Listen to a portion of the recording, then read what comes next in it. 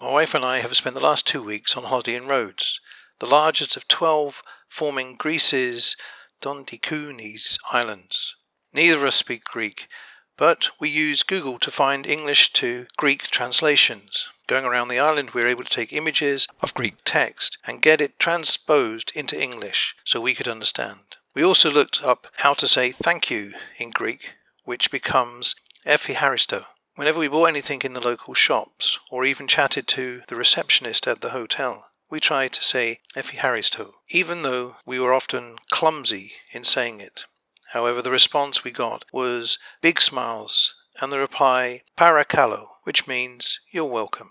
Rhodes is about 20 kilometers from Turkey's coastline. Throughout the island's history, the people fought off many invasions. The main city, also called Rhodes, once had a 30-meter-high Colossus, erected in dedication to Helios, the sun god, but the statue collapsed after an earthquake struck the island around 225 BC.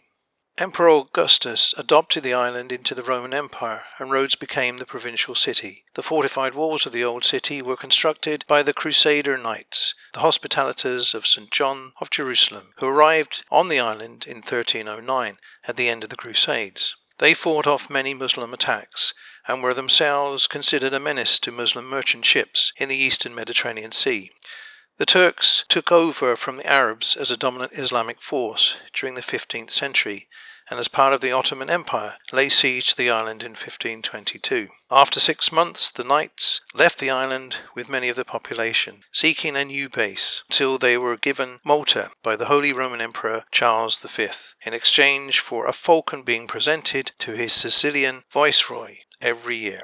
On a trip to the small island of Simi, we discovered both Rhodes and Simi islands had been occupied by the Italians from 1912 to 1943, influencing recent architecture on the small island. One Greek feature was the small balconies on every building. Simi is famous for their sponges, as the economy relied on fishing and sponge farming. Before diving equipment, divers had to use large stone weights attached to a rope to be able to reach the sponges around 80 meters down. The men had to hold their breaths for the descent, harvesting the sponges, and then release the stone to swim back to the surface. A second diver remained on the boat to pull up the stone. Many divers lost their lives running out of air before they reached the surface. So when the divers sailed out of the harbour, the population of the small town stood on the balconies to wave them off, knowing this might be the last time they saw them.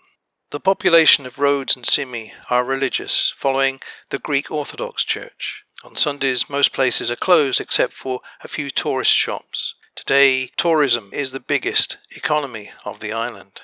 Salaries are low, and most people need to ensure they make enough money during the summer months to cover the rest of the year, when there are no holiday makers on the island. Yet their hospitality is warm and welcoming, just as the old couple who provided for Elisha. The men of Simi had great faith, putting their trust in Jesus, recognizing through their baptism they had died with Christ on the cross and were born again into a new life in the glory of God. Each time they went out in their boats, they were prepared to lose their lives for their family's survival. Should they die, the community supported their families.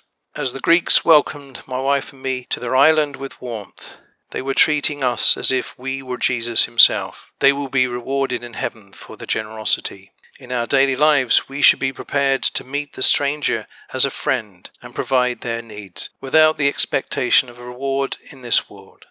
Many people find themselves being displaced through war, famine, or severe economic pressure, forcing loved ones to make arduous journeys in the hope of finding a safe harbour.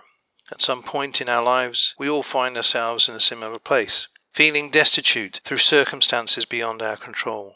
Our Lord asks us not to judge, but to show kindness. We'd gone on the Simi excursion early one morning. Our bus was due at 7:45 a.m. We had hoped to get our breakfast beforehand, and as we sat down, a man approached, asking if we were going on the trip. He was the bus driver. When we said we were, he apologized for being 20 minutes early, but we had to go. We quickly snatched some breakfast to make our way to the bus. There was a tense atmosphere on board. Later, having arrived on the island, we heard a couple making comments about our lateness.